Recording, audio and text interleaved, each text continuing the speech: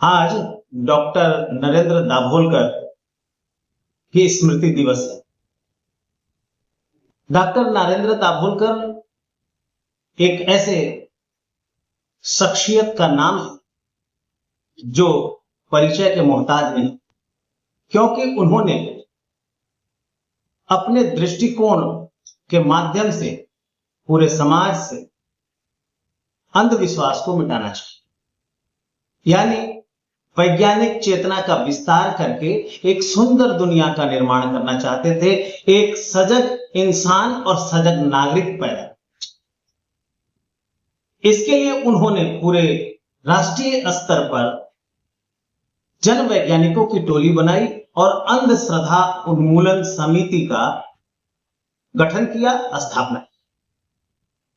उनके इस कार्य के दौरान कुछ समाज के ऐसे तत्व जिन्हें वैज्ञानिक चेतना से खुद को खतरा महसूस होता, उनकी हत्या कर दी, यानी सांप्रदायिक तत्वों ने उनकी हत्या कर।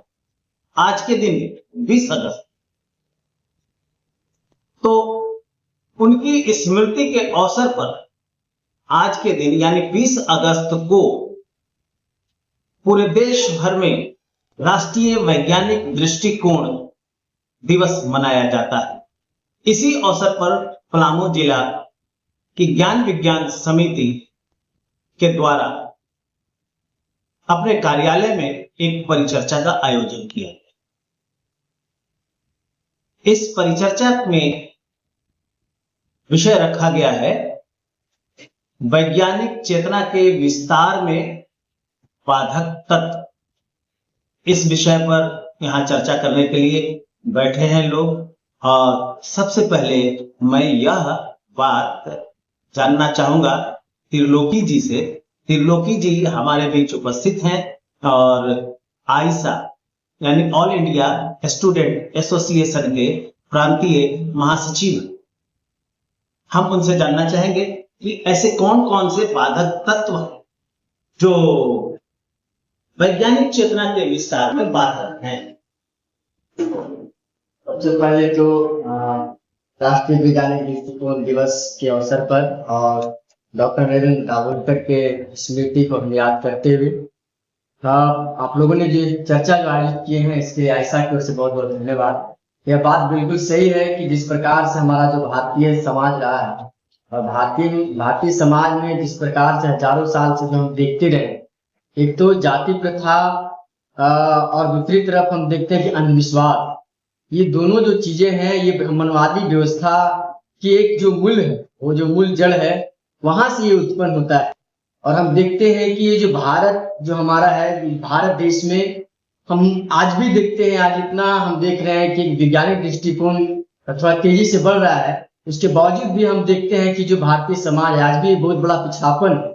और इस पिछड़ापन समाज में आज भी हम देखेंगे कि आज भी आप अंधविश्वास के प्रति, भूत प्रेत और इलाज के प्रति आप देखेंगे कि आज हम बहुत ज्यादा दूर जाने की जरूरत नहीं है। इसे पलामू के अलग अलग क्षेत्रों में आप जाएंगे, आप रामगढ़ के इलाकों में चले जाएंगे, आदिवासी इलाकों में चले जाएंगे, या SC/ST जो समाज है उस इलाकों में आप चले जाएंगे, तो आज भी देखेंगे कि इलाज से बहुत दूर है लोग। आज भी झाड़ फूक के चक्कर में पड़े रहते हैं। आज भी जो है वो कई तरह से जो गांव में ये झाड़ने होने के बाद जो पूजा पाठ और अन्य तरीके से जो उनका जो इलाज का तरीका है उसको अपनाते रहे हैं।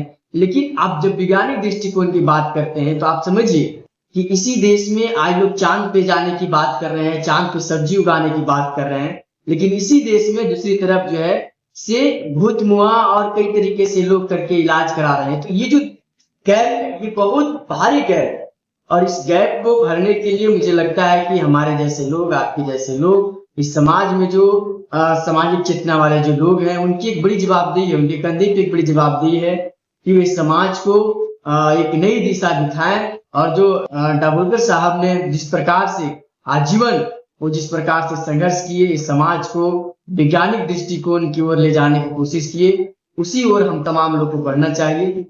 ये हमारा मूल्यवान। बहुत बहुत शुक्रिया। आपने बताया कि हमारे समाज में बाधक तत्वों के रूप में ब्राह्मणवादी सोच जो बैठा हुआ है, वह वैज्ञानिक दृष्टिकोण के विकास में एक बाधक तत्व के रूप में सामने है। इस बाधक तत्व को कैसे समाप्त किया जाए, इस पर तो चर्चा करेंगे ही, लेकिन अभी हम ये जानना चाहते हैं, क्या वैज्ञानिक दृष्टिकोण पूजा पाठ से रोकता है? इस विषय पर हम जानना चाहेंगे doctor Kuldeep Kumar. Doctor Kuldeep Kumar physiotherapist है, एक अच्छे फिजियोथेरेपिस्ट। हम जानना चाहेंगे डॉक्टर कुलदीप। आज के स्मृति दिवस डॉक्टर दाभोलकर जी को याद कर रहे हैं। उन्हीं का आज उन्हीं की पुण्यतिथि को हम स्मृति दिवस के रूप में मनाते हैं। पूरे देश में व्यापक स्तर से सामाजिक संगठन के लोग स्मृति दिवस मना रहे हैं। वैज्ञानिक चेतना के विस्तार की बात जब होती है, क्यों और कैसे कारण, इस पर प्रश्न इसको रोकी जाती है, ये सवालों को रोकी जाती है। जब लोगों में तार्किक ज्ञान नहीं होगा, व्यापक शिक्षा नहीं होगी, तो हम वैज्ञानिक चेतना के विस्तार नहीं कर पाएंगे। हम उन वैज्ञानिकों को भी याद करते हैं इनके स्मृति दिवस पर। एक वैज्ञानिक मेरे नजर में डॉक्टर रमन, जब वह क्यों व कैसे ये शब्द से ही वैज्ञानिक चेतना का प्रादुर्भाव किया था। सामाजिक ज्ञान लोगों में नहीं अभी है, सर्वसाधारण के लिए शिक्षा नहीं है, सामाजिक दृष्टिकोण नहीं है, तो हम वैज्ञानिक चेतना का विस्तार ठीक से नहीं कर पाएंगे। जब डॉक्टर रमन, एक एग्जाम्पल बता रहे हैं आपको, जब डॉक्टर रमन समुद्र से यात्रा कर रहे थे, हमारे वैज्ञानिक डॉक्टर रमन, तो समुद्र का पानी नीला था, नीला दिखाई दे रहा था। उन्होंने हाथ में लेकर देखा कि नीला पानी क्यों है, जब हाथ में नीला नहीं था। उन्होंने सोचा ये ऐसा रंग क्यों है, क्यों शब्द का जो है उन्होंने एक डॉक्टर बना, एक बड़े वैज्ञानिक बना दिया, खोज कर लिए। आज हम क्यों को रोका जाता है, आज क्यों को रोका जाता है? जब किसी चीज पर तार्किक दृष्टिकोण से हम समझने की कोशिश करते हैं तो वो क्यों को रोका जाता है। बहुत बहुत शुक्रिया डॉक्टर कुलदीप।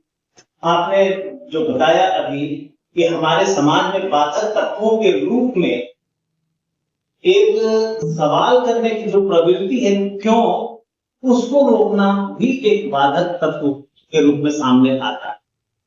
अब हम जानना चाहेंगे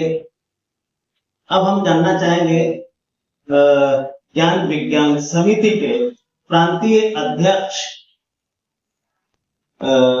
शिवशंकर प्रसाद जी। धन्यवाद बेन जी।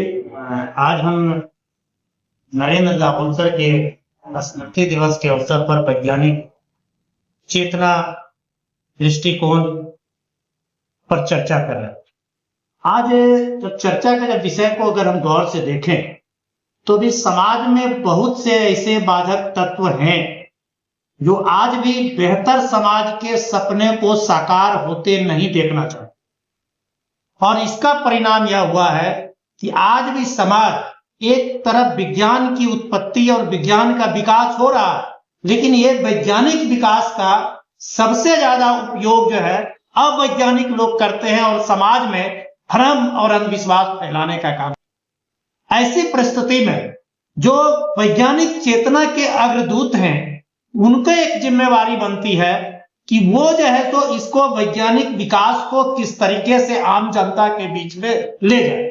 जैसे नरेंद्र दाभोलकर जी ने पूरे महाराष्ट्र के अंदर विज्ञान के प्रचार प्रसार के लिए कला और संस्कृति के माध्यम से लोगों के अंदर जो है तो चेतना पैदा कर रहे थे और उनको बता रहे थे कि आपके विकास में किस तरीके से बाधक तत्व आपकी बेहतर जिंदगी में दखल दे रहे हैं।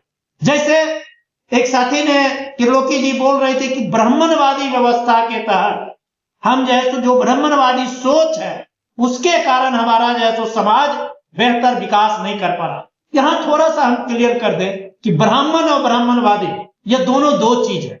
दिक्कत यह होती है कि जब कभी भी जाति के बारे में चर्चा करते हैं तो लोग ब्राह्मणवादी को ब्राह्मण समझ रहे, जबकि पूरी चीज अलग है।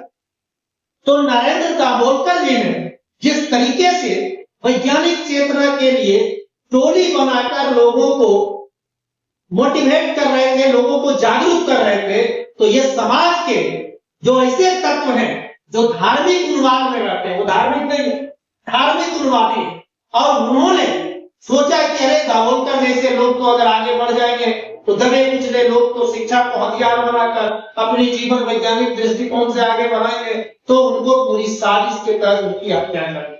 और जो हत्यारे थे वह जो है तो स्पष्ट रूप से कह रहे थे कि आप समाज के अंदर आप धर्म के विरोधी हैं, आप संप्रदाय के विरोधी हैं, आप जात पात में दबे कुचले लोगों को हितैषी हैं, ऐसे दृष्टिकोण में आपकी हत्या जो है तो करना लाजमी है। और हत्या उन्होंने सोच समझ के की और कुछ लोगों ने इसका स्वीकार भी कर लिए।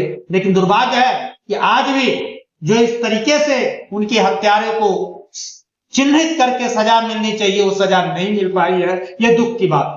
बावजूद इसके कि एक नरेंद्र दाभोलकर की हत्या हो गई, और लेकिन हजारों नरेंद्र दाभोलकर पूरे देश के अंदर जिंदा है और वो इनके वैज्ञानिक सोच को जन जन तक पहुंचाने का काम करती है। उसी में ज्ञान विज्ञान समिति झारखंड ने इन पीड़ा को उठाया है और हम अपनी संवाद के माध्यम से लोगों को मोटिवेट करके बेहतर समाज बनाने के लिए, उनके सपनों को समाज बनाने के लिए कार्यरत है। इसलिए हम बाधक तत्व को चिन्हित करते हैं और बेहतर समाज के लिए कुछ हो सकता है उसको और हम आगे बढ़ते हैं। धन्यवाद। बहुत बहुत शुक्रिया शिवशंकर प्रसाद जी, आपने डॉक्टर नरेंद्र दाभोलकर के संघर्ष के बारे में विस्तार से बताया और किस प्रकार से वो वैज्ञानिक चेतना का विकास कर रहे थे और वैज्ञानिक चेतना से लोगों को लैस कर रहे थे, और उनके सामने कौन से बाधक तत्व आए। उन बाधक तत्वों को अगर हम देखें तो उन बाधक तत्वों में एक हमारी आज की मुख्य धारा की राजनीति भी है, और दूसरे तरफ जो हमारे मिथक हैं, मिथक बाधक तत्व है। फिर आप देखेंगे तो अशिक्षा बाधक तत्व है, गरीबी भी बाधक तत्व के रूप में सामने आता है। और ये जो है इन तत्वों से लड़ने के लिए जरूरत इस बात की है कि तर्कशीलता को विकसित किया जाए। अगर तर्कशीलता को अगर विकसित करते हैं तो हम वैज्ञानिक चेतना के विस्तार की गति को आगे बढ़ा सकते हैं। और इसी प्रकार से एक बात जैसे कि आपने कहा अभी कि वैज्ञानिक चेतना के विस्तार में लोग समझते हैं कि धार्मिक है कि अधार्मिक है कि धर्म के विरोधी है, तो हम तो कहेंगे यह कि उनके बीच यह तर्क, समाज के बीच यह तर्क शामिल करा देना चाहिए कि संत कबीर जब कहते हैं कि पाहन पूजे हरि मिले तो मैं पूजू पहाड़, तासे चक्की भली पीस खाए संसार। और ठीक उसी के उनकी वाणी में ही कहा जाता है कि सात समद की मसी करो लेखन सब बन राई, धरती सब कागज करो हरि गुण लिखा न जाए। अब यहां पर यह एक तरफ वैज्ञानिक चेतना का विकास कर रहे हैं, दूसरी तरफ कबीर हरि की भी बात। इसलिए वैज्ञानिक चेतना के विस्तार का मतलब धर्म का विरोध नहीं होता है। वैज्ञानिक चेतना के विकास का मतलब होता है नई चीजों को जानना और अपने जीवन को सुंदर बनाना। आज के लिए बस इतना ही, फिर मुलाकात होगी किसी अगली कड़ी। धन्यवाद।